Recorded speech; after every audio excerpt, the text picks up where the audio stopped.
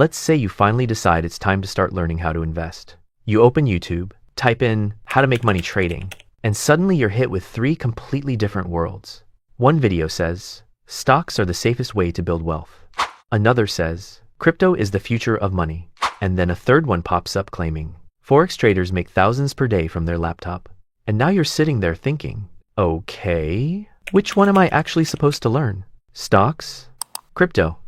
Forex? They all promise opportunity.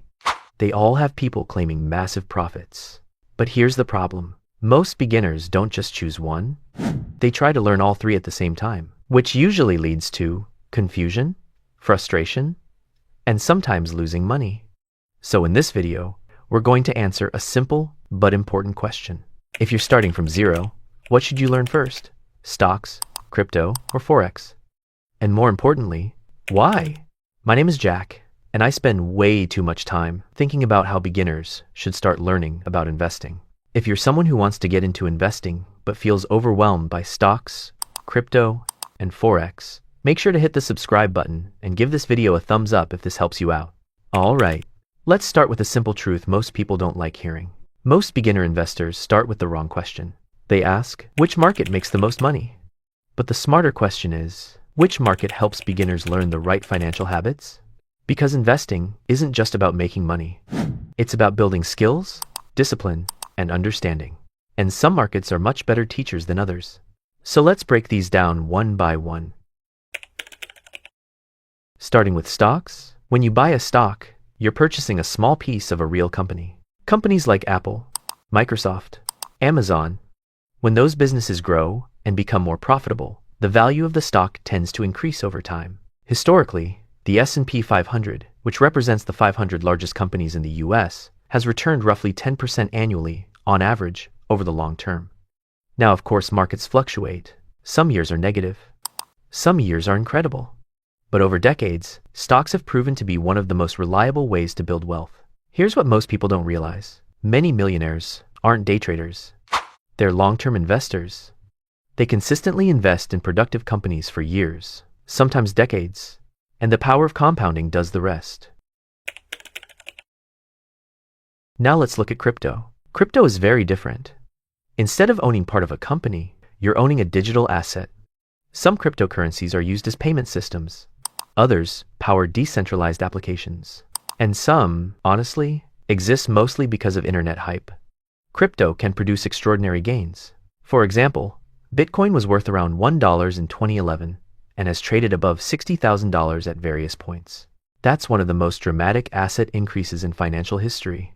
But here's the other side of that story. Crypto can also experience massive crashes. Bitcoin has dropped 70% or more multiple times in its history, which means crypto is extremely volatile. That volatility can create opportunities, but it can also destroy inexperienced investors who don't understand risk. Now let's talk about Forex. Forex is the market where currencies are traded. Traders buy and sell currencies like dollar, euro, and Japanese yen. It's actually the largest financial market in the world, with over $7 trillion traded daily, according to the Bank for International Settlements. But here's what most beginners don't realize. Forex trading often involves leverage, and leverage magnifies both gains and losses. For example, a trader might control $10,000 worth of currency with only $500 of their own money. Sounds exciting, right?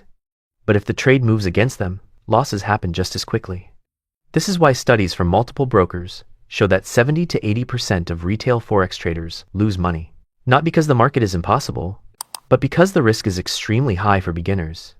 So now we have three options: stocks, crypto, Forex, and they all have potential. But the question remains, which one should beginners learn first? Here's what most people don't realize. The best market to start with is the one that teaches long-term thinking. Because the biggest mistake beginners make is treating investing like gambling. They chase quick wins. They jump between strategies. They follow hype instead of fundamentals. And that's where stocks have a huge advantage. Stocks naturally encourage long-term investing behavior. When you buy shares of a company, you're participating in its growth. You're thinking about business models, earnings, and long-term value. That mindset builds strong financial habits. Now you might be thinking, okay, Jack, but people make huge money in crypto and Forex. And that's true. Some people do. But here's the key difference. Those markets require much higher skill levels and emotional discipline. They move faster. They're more volatile. And mistakes can be extremely expensive. For beginners, that environment can be overwhelming. Let me give you a quick analogy. Learning investing through stocks is like learning to drive in a normal car. You learn the basics. You build confidence. You understand how the system works. Jumping straight into leveraged Forex trading is like learning to drive in a Formula One car. Technically, it's possible, but the risk of crashing is much higher. This is where it gets really interesting. Once you understand long-term investing through stocks, moving into other markets becomes much easier. You already understand risk management. You understand market cycles. You understand the psychology of investing. Those skills transfer everywhere. Let's look at a simple example. Imagine someone invests $500 per month into a diversified stock index fund. With an average 8% annual return, after 10 years they'd have roughly $90,000 invested. That's not overnight success, but it's real financial momentum. And momentum is what creates long-term wealth.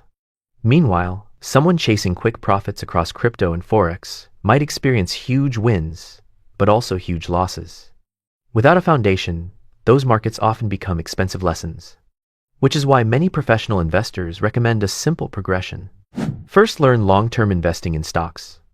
Then explore crypto as a small, higher-risk asset, and only approach Forex trading once you deeply understand risk management and market behavior. Because mastering money isn't about chasing the most exciting opportunity.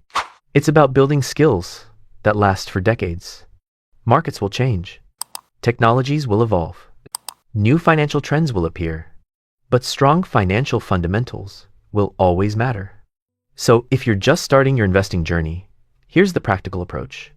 Start by learning the stock market and long-term investing.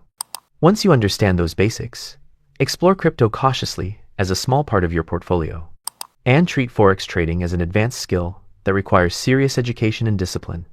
Follow that path and you'll avoid the most common mistakes beginners make. And remember, the goal isn't to get rich overnight.